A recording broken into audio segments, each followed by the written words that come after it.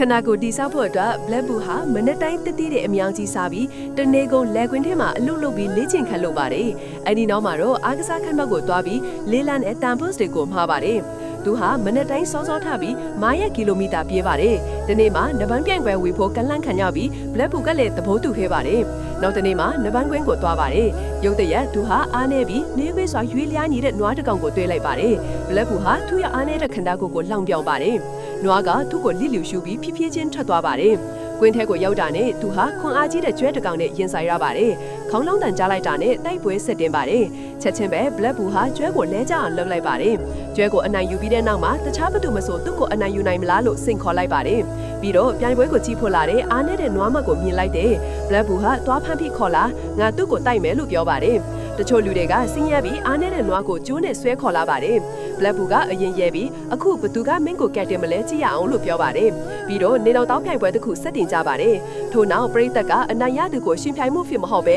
မဲပေးခြင်းဖြင့်ဆုံးဖြတ်မိဟုကြေညာကြတယ်။ Black Bull ကိုအနိုင်ရစေလူသူများသည်လိုက်လို့ပြီး Black Bull ဟု comment ပေးကြလိမ့်မည်။နွားမကိုအနိုင်ရစေလူသူများသည်လိုက်လို့ပြီး follow ပေးကြလိမ့်မည်။ယခုအားနည်းသောနွားမကိုမြူသူကအနိုင်ရစေသည်ကိုကြည့်ရအောင်။